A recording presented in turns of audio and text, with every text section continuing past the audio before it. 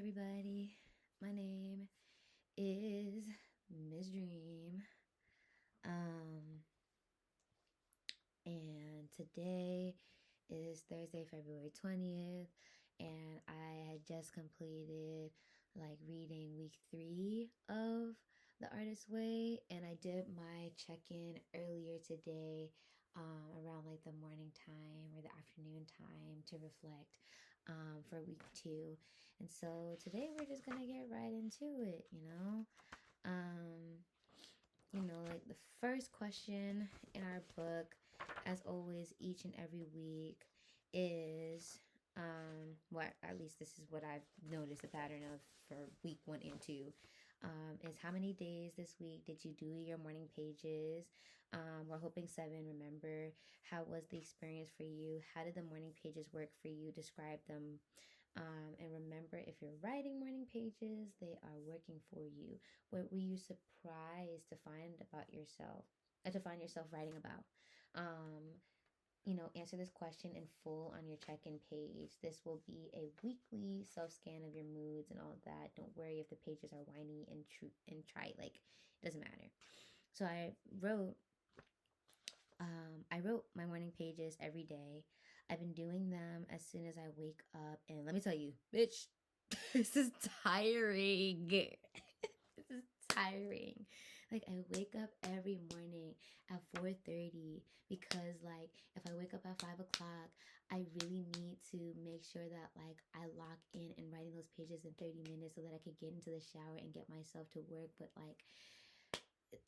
But doing that way, it's just not gonna work. So I wake up at 4:30 and I write and I write and I write and I write. And I wake up at 4:30, but I go to bed late. Now it's 11, 12 o'clock right now. I should be asleep right now. But now I have to go and take a shower to compromise for the fact that I did not, I'm not gonna get enough sleep. Okay.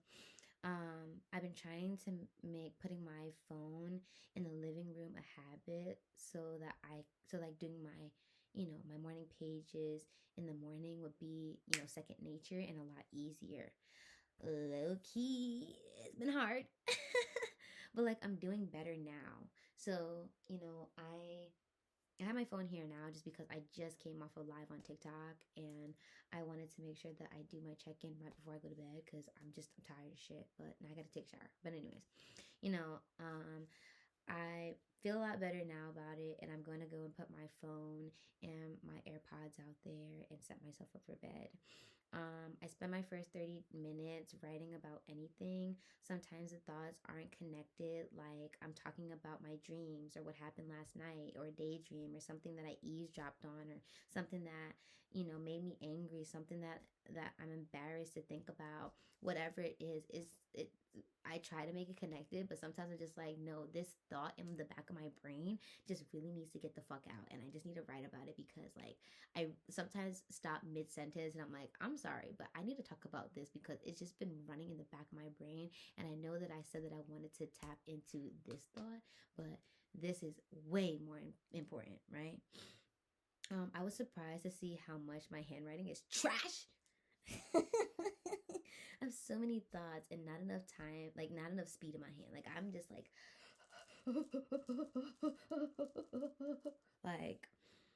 sometimes I feel like somebody will read this and I'm afraid, but I have to keep reminding myself that this is for me. That's one of the things that I really struggled with, especially when it came to spirituality. I didn't like the idea that somebody was watching over me because what if I had an impure thought now? Am I going to hell? you know so it just always scared me sometimes, but now I have to just realize no, this is for me, and if I keep it close and I keep it personal, it's not going to be read by anybody else. And the challenge is that I'm not meant to read these pages for the next 8 weeks. I'm not allowed to go back. I'm not allowed to go and read oh, this is what I said on February 2nd. No, I'm not allowed to do it. Another thing that surprised me was how many dreams I was having this week and how much I was actually remembering most of it. I've I've recently been reading Parable of the Sower, and I've noticed that I've had a lot of nightmares from it. But now, like, it just reignited this. Like, it reignited my dreams because at a point, like, I would wake up and I would forget everything that I was thinking about in my dream. But now it's lingering, and I've been surprised about that. And I've written a lot about my dreams in these past journal entries compared to like week one. All right, moving on to the next question, which is two. What did you do your artist date this week? Remember, the artist dates are necessary. Okay, what did you do and how did it feel? I did have an artist date. I chose to take an Epsom salt bath and watch Corey Kenshin. One of the activities for week two asked me to write 20 things that I missed doing, and taking an Epsom salt bath was one of those things on the list. I highlighted dancing and this one. And did I do much dancing? I did a little bit, but then like the sensor in my brain just kept like telling me that I just don't look good. So I just like stopped dancing, even though I used to dance in the mirror all the fucking time. I used to dance in the mirror all the time, but now I don't. You know, I was just like, oh, I just don't do it anymore. But you know, I I couldn't remember the last time like I had taken an Epsom salt bath. Um like in the activity I was supposed to write 20 things and then write a date next to it. And when it came to Epsom salt bath, I was like, I couldn't tell you. I couldn't tell you. Um, so I took one on Monday. I had the day off, so I decided to have it. Like, I washed the tub, I drew the bath, I set up my phone on the top of the toilet seat so that I can see Corey Kenshin because my Wi-Fi was kind of out. I got my pajamas ready. I set up my skincare routine products around the bathroom sink, and I sat in the bath. I was ready, and I felt good, but there was like this lingering feeling of anxiety. Like, I'm like, oh my god, what if my roommate needs to use the bathroom? Oh my god, what if like the time passes me by and then I just don't have enough time to go to sleep? Oh my god, what if like this and that? Like, I'm just going on and on and on and on and on in my brain about like all these anxious things, and it's just like, why the fuck am I thinking about that while I'm in my Epsom salt bath? I'm supposed to relax. I'm supposed to not think about anything else than just like watching Corey Kenshin and just getting super excited to see like the jump scares and like understand the lore of the scary games. Like, I'm supposed to be nurturing my inner child in my artist date, and I didn't feel like I was doing it much. I mean, I was doing justice physically, but internally and emotionally, I didn't feel like I was doing it justice. I have to give myself grace. I have to give myself grace. We're taking it one step at a time. Yeah, I want to do it again though. Like, I want to do it again. I think I just opened the door. Pretty much I opened the window to it, and now I can like safely feel like I can open the door now. I think I want to like get a bath bomb from Lush because I want to see the sizzle and the color in my bath, and I want to be like, oh my god, I'm in a purple bath. Oh my god, I'm in a green bath. Oh my god, I'm in a red bath. You know, like, and like the bombs just whoa, the bath bombs just are taking care of my biggest organ, you know? I think I find ways to improve my bath time more and more as I do it. I forgot to bring my lights in with me, which I used to do before, but now I need to bring it in, and I need to bring my candle back in. Like, I enjoyed having good smells while taking a bath, you know? But yeah, now week three, were there any other issues this week that you consider significant for your recovery? There's a couple of things. Or one, I'm still thinking about my exes. Like, I'm still thinking about them because like I want to prove that I'm that bitch. It's like I'm angry. I'm angry. I'm angry. And I feel like I didn't get to express that anger with some of them. Like, ugh, I'm upset that you made me feel this way. And I'm upset that like I let this happen. I don't know. I'm angry. There's so many different reasons in different relationships. Like it's not all the same reason. But I'm just angry and I'm mad that I didn't get to say it. So I feel like me being an artist is like I'm going to get to where I need to go so that I can express everything that I didn't get to express to you when I had the chance. And I'm thinking like to myself, like I wanna prove that I'm not bitch. I wanna prove that like I can make better shit. Like I'm over here, I'm developing limerence for these people who didn't even deserve it. Who didn't even fucking deserve it. I gave so much of myself. And what did I get in return sometimes? Not to say like I do things and expect things in return, but when the moment hits that like this is not working out, it's like, damn, I feel like I compromised so much of myself. I lost my artist. I remember like I was dating, you know, um like a guy that was making his own music, and I was like, wow, I love that about you, but I'm also jealous as fuck. Like, how did you do that? How did you do that? I want to be able to do that. And so, because I'm angry, I'm just taking that as like my move to then just do shit. I'm gonna fucking do it. I'm gonna fucking do it. And it's not to be better than you, but it's to show that I can actually do that shit. I remember like I had a boyfriend who was a photographer, and I was like propping him up. I'm like, oh my god, like your artistry is great. I'm not discounting that their art is terrible. Their art is fantastic. Understand that. It was just like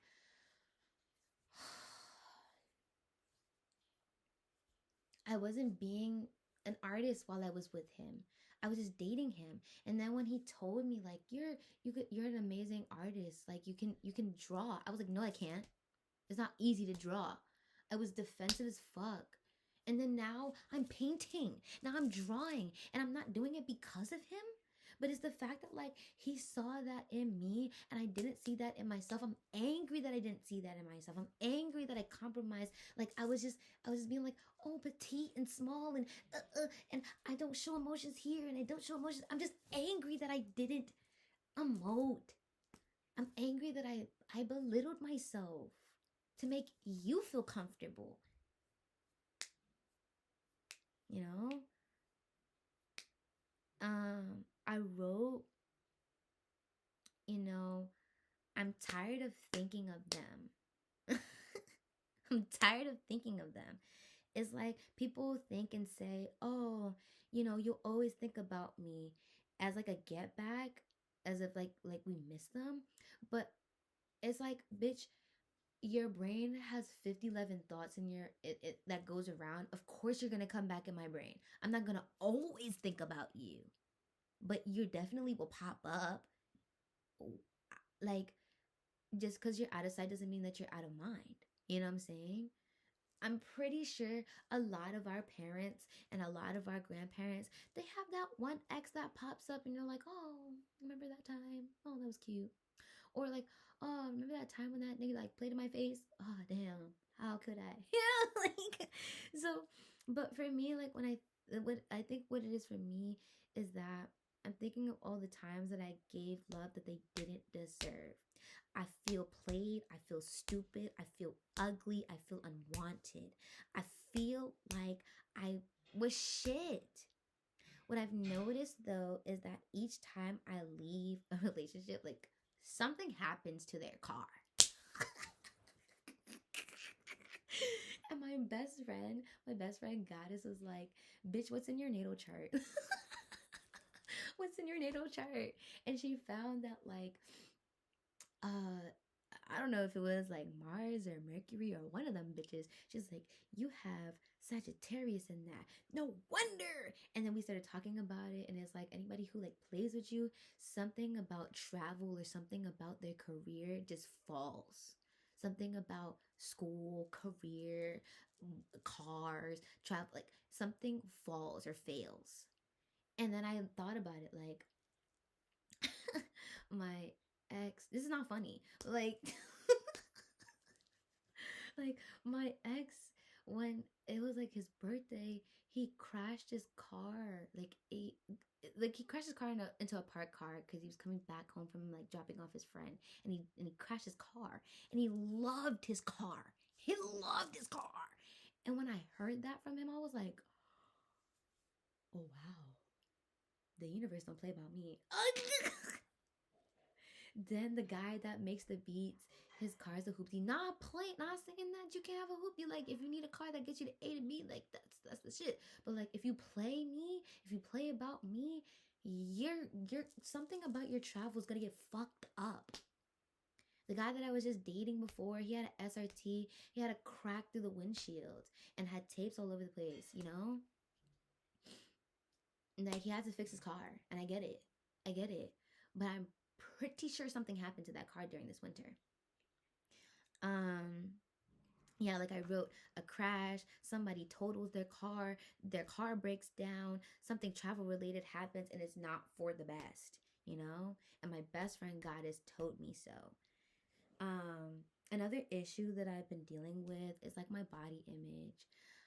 Like I said before, I was dancing, and then I just will feel weird about dancing because it's like, oh, I look like a linguini, like I look like I'd have no ass, like it just doesn't feel right, and I'm going back to like that feeling from week one of embarrassment for trying things. I'm embarrassed for trying things. I'm embarrassed. Like I used to dance in front of the mirror, and then I stopped when I started talking to this guy that I was with before, you know? And something else that I realized through my, journaling and discovery was like, not only am I looking for like my parental approval from my dad about like my artistry, both my dads, because I have a stepdad and a biological dad, but also my mom. When I was a kid, anytime I went up to my mom about like something that I was really excited about, maybe I didn't say excuse me, maybe I didn't say something, but it's not to excuse that. The response that I got was, "You're annoying."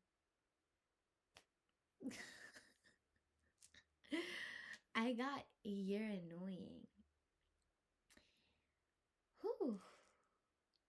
And that hurt.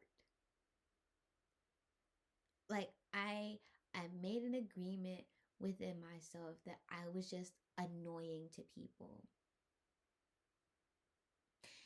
And that comes up a lot in my relationships. That comes up a lot in my artistry. Like, I would ask my friends, am I being annoying? Like, I can't clock it. I can't clock whether somebody is finding me, like, I'll sense there's an energy shift, like, because some people don't want to say mean things, but then, like, I would ask them, like, am I being annoying? Am I annoying to you? And of course, people are going to say no, but it's like, I don't know if I agree with that. I don't know if I believe it because I was told as a kid I was annoying. Now, I one of the things is that like I chatted with my mom about this. I talked to her on Valentine's Day. On Valentine's Day, I told her like, "Mommy, when I was a kid, you called me annoying, and that rings in my ear a lot. It rings in my ear a lot."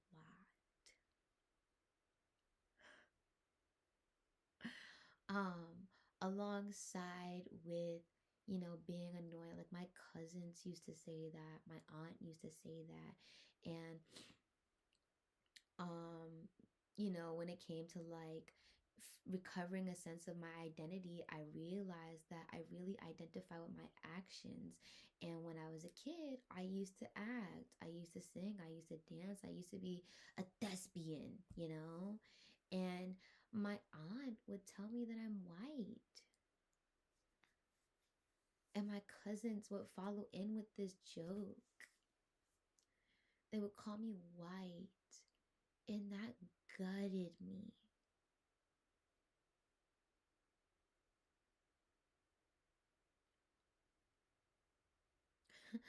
That gutted me.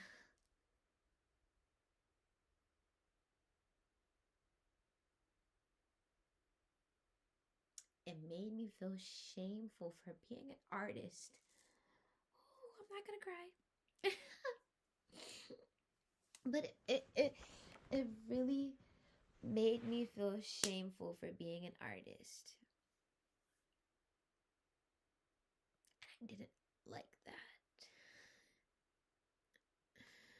I grew up like moving around a lot, and there's so many things, there's so many, mosaics of Miss Dream.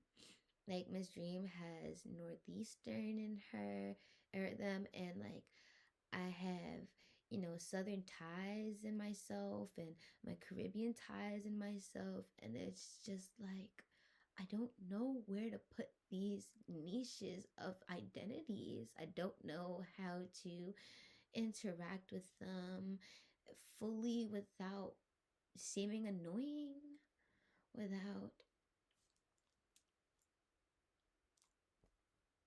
like being white.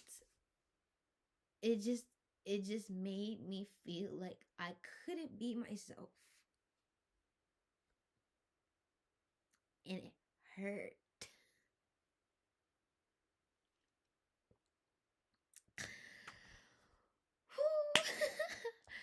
Last issue from this week um is that I've been thinking about one of my exes. Like his name is Bai, and I made Bai a song. I made Bai a song about how he made me feel. I was, working on it, and it just felt right. Like I just got struck with inspiration, and I just wrote, and I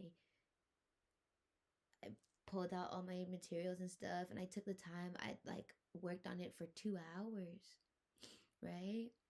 And I showed it to him. And the first time, like the only time I showed it to him, I showed it to him, and he said to me like, "Oh, like this song is like something that I would listen to, if it was out, da da da da." And internally, I didn't believe him. I didn't believe him. I didn't believe him. He didn't listen to my first song, so how can I believe that you listened to my second song? You know? But I didn't believe him. And it's so sad to say that I was fucking right. Because when we ended up breaking up,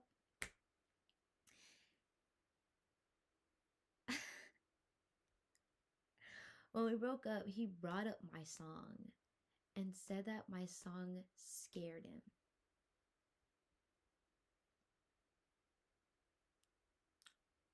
My most vulnerable feelings, my world scared him. And that wasn't cool.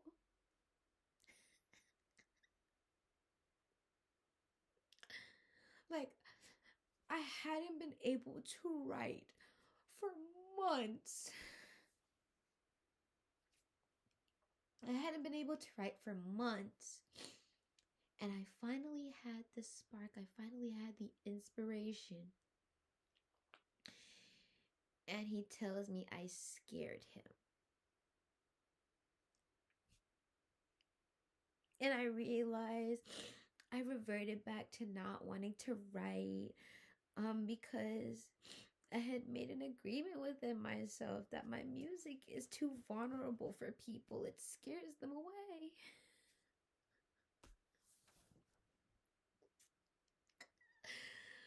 Ooh. It scares people away, and that hurt. It really hurt. And at the time I hadn't been doing the artist way. But one of the affirmations of being an artist, like one of the affirmations I wrote down was number 9. My creativity always leads me to truth and love. And if my creativity scared you, then you weren't meant for me then.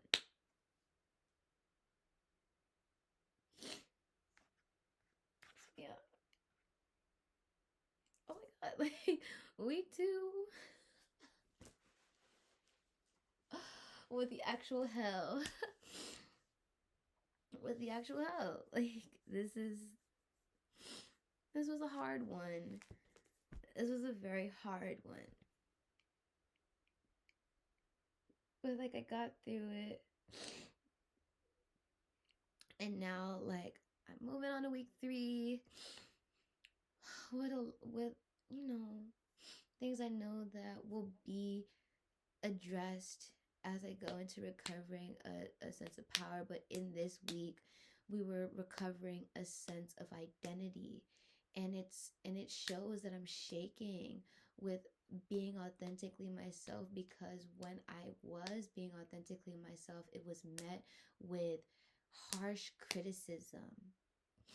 It was met with the harshest of criticisms, and it was met with just the opposite of effect of what I wanted it to make people feel. The one thing I want my creativity to do is heal, to show love, to show truth, to show care, to show forgiveness and self-forgiveness, right? That's what I intend to do.